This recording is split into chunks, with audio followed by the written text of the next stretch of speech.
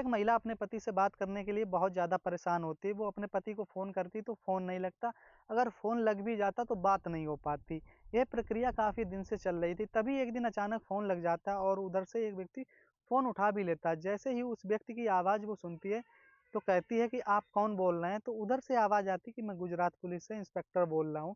इतनी बात सुनकर महिला डर जाती है और पूछती है क्या मामला है? तभी दरोगा उनसे पूछता है कि आप कौन बोल रही हैं? इतनी बात वो सुनती है तो बताती कि मैं इनकी पत्नी बोल रही हूँ। इतनी बात जैसे दरोगा सुनता है, उसके बाद दोनों आपस में बातचीत करना शुरू कर देते हैं। थोड़ी देर के बाद बातचीत होती है, उसके बाद तुरंत महिला नज़दीकी पुलिस स्टेशन जाती है और वहाँ पर अपने पति के ही खिलाफ निम्न धाराओं में मुकदमा दर्ज करा देती है। जब मुकदमा दर्ज हो जाता है, उसके बाद अगले दिन जैसे ही अखबारों में खबर छपती है, तो लोगों को भरोसा नहीं हो रहा था कि एक सेना में इतने बड़े कर्नल पद पर व्यक्ति वो अलग-अलग 40 महिलाओं के साथ ऐसा कार्य कर चुका था, इतना गंदा और घिनौना कार्य कर चुका था।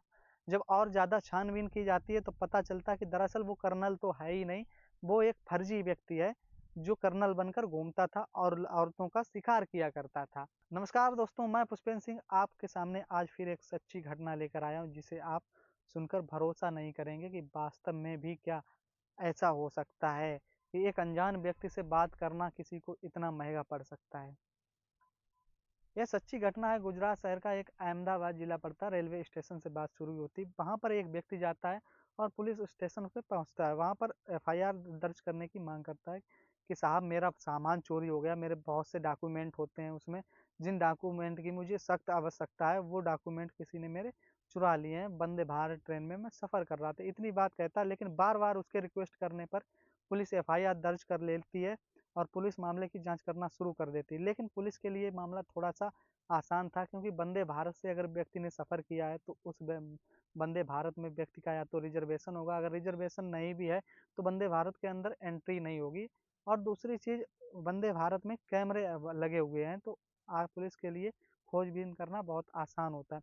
पुलिस अब खोजबीन में लग जाती है और सीसीटीवी फुटेज निकालती है। सीसीटीवी फुटेज जैसे ही निकालती है तो एक व्यक्ति जो लगातार उस व्यक्ति के आस-पास घूम रहा था, उसके पास नज़दीक जाने की कोशिश कर रहा था, उस व्यक्ति का फुटेज मिलता है। तो उस व्यक्ति का फुटेज जब मिलता है, उस फ़ोटो के माध्यम से पता लगाया जाता है कि इस व्यक्ति का भी इस गाड़ी वंदे भारत में ट्रेन में रिज़र्वेशन होगा। फ़ोटो के माध्यम से जब पता चलता है कि हाँ, इस व्यक्ति का लगभग 4-5 बोगी पीछे इस व्यक्ति का भी रिज़र्वेशन है। उस रिज़र्वेशन के माध्यम से इसका आधार कार्ड नंबर मिल जाता है। आधार कार्ड नंबर से सारी जानकारी मिल जाती है। जब सारी जानकारी मिल जाती है तो वहीं रेलवे की टिकट से ही उसका फ़ोन नंबर मिलता है। उस फ़ोन नंबर को ट्रैक करने की पुलिस कोशिश कर रही थी। तभी पता चलता है कि ये दिल्ली का नंबर है और दिल्ली में पाया गया है।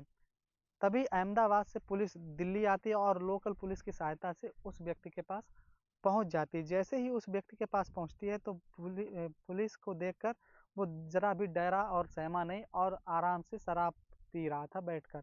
दरोगा वहाँ पर जाते हैं और पूछते हैं, और कैसे हो हर्षित?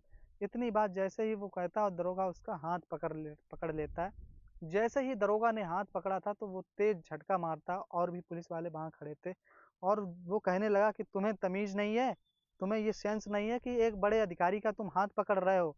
तुम जानते नहीं किससे बात कर रहे हो? इतनी बात जैसे ही वो कहता है तो दरोगा थोड़ा सटपटा जाता है, 3 कदम पीछे हट जाता है। दरोगा पूछता है कौन है आप? तभी दरोगा बताता है, दरोगा से कहता है कि मैं सेना में कर्नल हूँ। इतनी बात जैसे ही सुनता है तो पूरे पुलिस वाले चौंक जाते हैं और चुपचाप खड़े हो जाते हैं। उसके बाद पुलिस चुपचाप अपनी छानबीन करना शुरू कर देती है। उससे पूछती है कि तुम्हारा पोस्टिंग कहाँ है, किस जगह पे कर्नल हो? वो अपनी जगह बताता है और इस जगह पर पोस्टिंग बताता है। ऐसे ही पोस्टिंग बता रहा था। तभी पुलिस और ज़्यादा छानबीन करती है और पता लगाती है कि दरअसल हर्षित चौधरी नाम का व्यक्ति तो कोई वहाँ पर कर्नल है ही नहीं। पुलिस को अब और ज़्यादा शक हो जाता है। पुलिस अब पकड़ती ही नहीं, उसको इस तरह मजबूती से पकड़ती है कि कहीं वो भाग ना जाए। पुलिस उसको लेकर सीधे अहमदाबाद जाती है। अहमदाबाद में उससे पूछताछ की जाती है। वो कुछ भी नहीं कबूलता और उसके पास जो डॉक्यूमेंट पाए जाते हैं सब फर्जी डॉक्यूमेंट पाए जाते हैं। उसके पास आधार कार्ड वो भी हर्षित चौधरी के नाम से, पैन कार्ड हर्षित चौधरी के नाम से, और उसके बैंक डिटेल एक खाता पंजाब नेशनल बैंक में खुला होता, वो भी हर्षित चौधरी के नाम से ही खुलवा लेता। वो फर्जी डॉक्यूमेंटों की मदद से एक खाता खुलवाता जिसमें करीब करोड़ों रुपए का ट्रांज़ैक्शन होता है और करोड़ों रुपए के ट्रांज़ैक्शन से वो ऐशो-आराम की ज़िंदगी जिया करता था।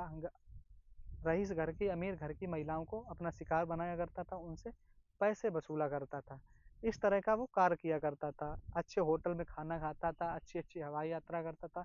सिर्फ़ वो महिलाओं को बेवकूफ़ बना के, उनके साथ संबंध बना के इस तरह के कार्य किया करता था, उनको लूटा करता था। जब व्यक्ति की अच्छी तरीके से खोजबीन की जाती है, तब उस महिला से बात की जाती है, जो उसकी पत्नी थी, जिसका फ़ोन आया था। तब महिला पूरी इतिहास बताती है, हिस्ट्री बताती है। दरअसल वो बताती है कि मैं छत्तीसगढ़ की रहने वाली हूँ और फिलहाल लोहिया नगर में, दिल्ली में रहती हूँ। इतनी बात वो बताती है।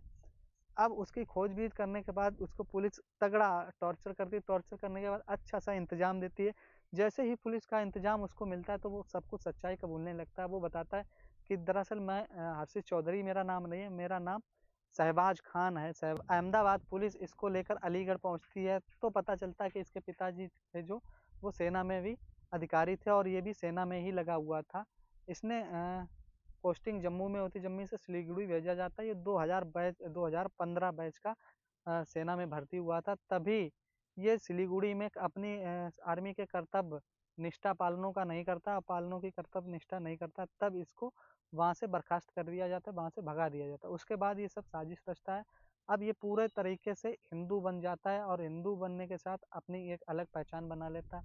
अलग पहचान बनाने के साथ बताया जाता है कि 2019 में ये शादी कर चुका था, इसके 2 बच्चे भी होते हैं और 23 मार्च 2023 को ये दोबारा से एक हिंदू लड़की से शादी करता है, जो छत्तीसगढ़ की रहने वाली होती है और मैट्रिमोनियल साइट पे ये अक्सर करीब 24 महिलाओं के साथ इसी तरह से संबंध बनाता और उनको झांसे में लिया था। इसका जब फ़ोन चेक किया जाता तो 24 से 25 महिलाओं के फ़ोटोग्राफ्स और उनके नंबर मिलते हैं, जिसके इसके साथ संबंध थे।